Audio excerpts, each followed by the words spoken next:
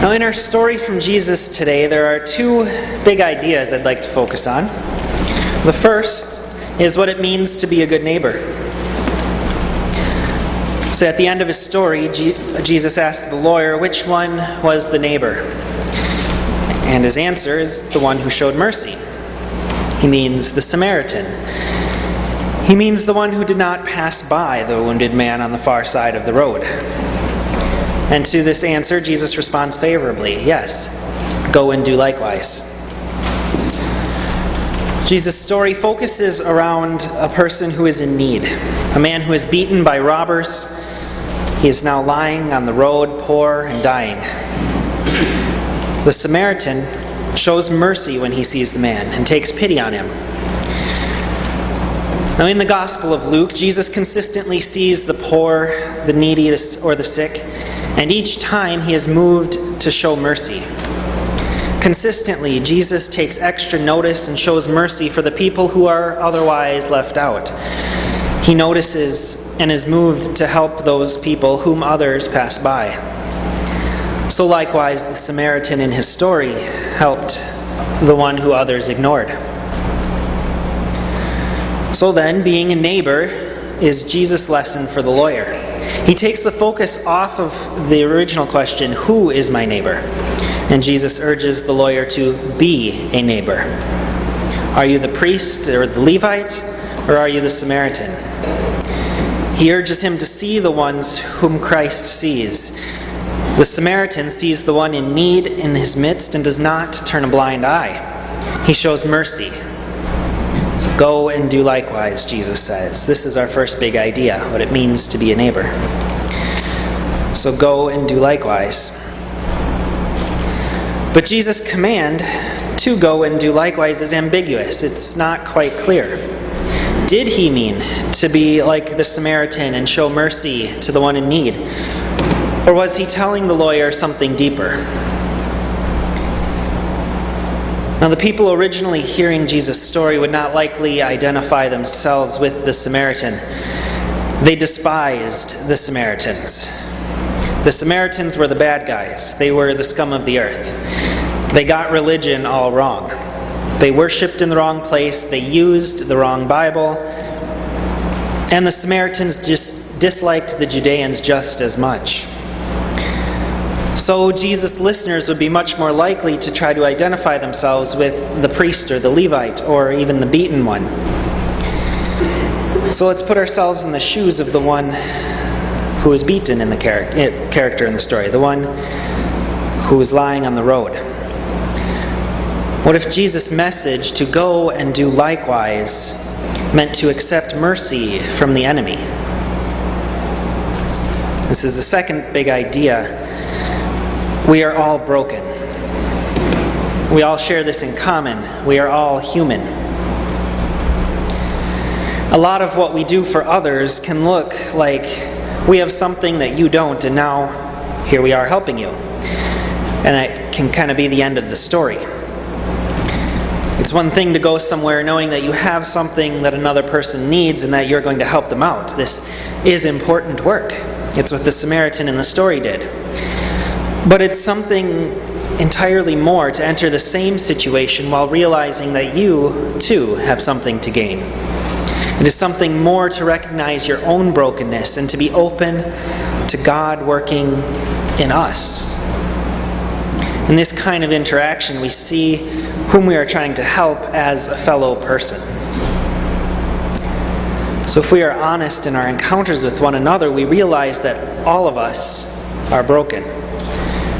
That's what it means to be human. Each of us is the one on the street, helpless and poor in life. And we all wait and depend on God's mercy and grace. Without God's grace, we have nothing. And so when we go simply to give, we miss out on the full scope of God's work. It is by realizing that we too are beaten and needy on the road that we become open to God's work through the ones that we encounter. When we can recognize our own brokenness, we see that we share a common humanity with those around us. whether we share anything else in common, creed, nationality, political views, we share the fact that we are people. We are human beings. And in fact, we share with all creation, whether plant, animal, or rock, that we are part of God's wonderful creation, even if it is broken by sin. And it's important that we see this. Whenever we meet anyone else, recognize first that we are people. Broken people. And ultimately, it is God alone who has anything that any of us needs. It is Christ alone who sees us on the road, and though we are His enemies because of sin, He stops to help us. He mends our wounds and He sets a place for us. Our service to one another is less about what we have to give, but it is about what together we share. It is that we share in one another's brokenness. We each bring what we have, which is only what little God has graciously given to us. But together we meet God and we see God in each other. You see, God's work in the world, God's mission in the world is relationship. In Jesus' story, the Good Samaritan, Jesus is the one who comes to us who are broken and beaten. And what's more, Jesus stays with us. This is where the story, the parable ends. The Samaritan left him at the inn, but Jesus stayed even to death on the cross. He entered this broken world and was broken and beaten himself. So it is whomever we meet and whoever we serve, we are all broken people. We all have something to gain from one another, no matter who the other might be. It is in our relationships together, meeting one another as fellow people, that we get a larger glimpse and a greater view of God and what God is up to in the world. So this dynamic of seeing or of not seeing another as a fellow person created and loved by God works out in very different ways. First, the bad. This week, if you've been following the news, you've seen what it looks like when people meet each other in fear rather than in mutual humanness and mercy. In Minnesota, Philandro Castile was pulled over for a broken taillight, and him reaching for something was enough to end his life with gunshots to the chest. In Louisiana, Elton Sterling was being met on word that he had threatened someone, but once again, fear was enough to cause him to be shot multiple times in the chest. And then, more in response to this fear and blindness to one another's mutual humanity, a gunman in Texas began shooting police officers. When we don't see our common humanity, when we don't see that the person we are looking at is just like us at the most basic level, when we don't meet each other as mutually broken humans in need of love and mercy from one another and from God, God weeps. Our fear of one another gets in the way of seeing our shared humanity. We are all created in the image of God to love one another. We are created to recognize that same image of God that is in me is also in you, whoever you are. We are created for relationships of love. When we do see each other as fellow humans, as fellow people in need, good things happen. There are those who rally and protest for equal rights and equal seeing one another in love and mercy. First, a diagram. When we encounter one another in mutual relationship, we see that God is much bigger than we imagine.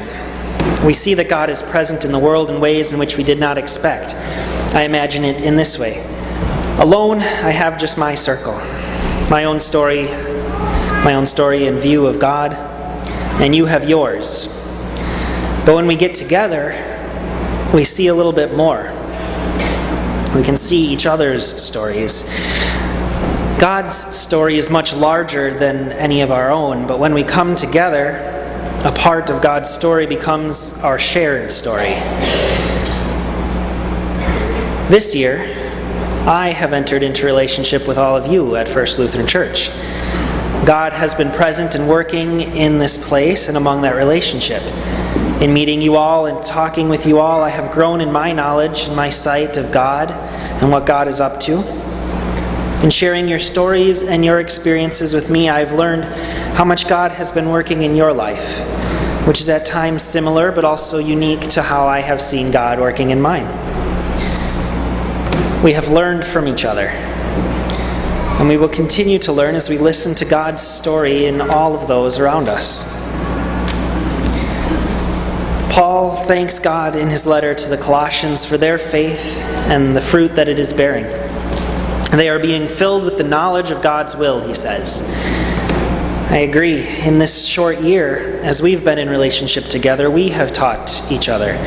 We have shared our stories with one another, and we have grown in our understanding of God because of it. I thank God for your faith and your willingness this past year to walk with me. I'm thankful because I see that I have learned so much from you. We have entered into relationship with one another, sharing one another's struggles, sharing one another's joys. And we have shared our stories of God and grown in knowledge and understanding of God and God's will because of it. May we continue to enter into relationship with others, and especially with those who are unfamiliar to us.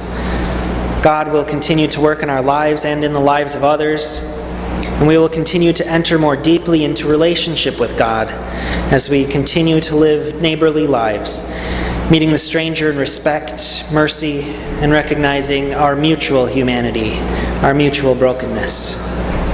We will continue to enter more deeply into relationship with God as we leave ourselves open to learn from those we meet, as we live in God's mission of relationship with all creation.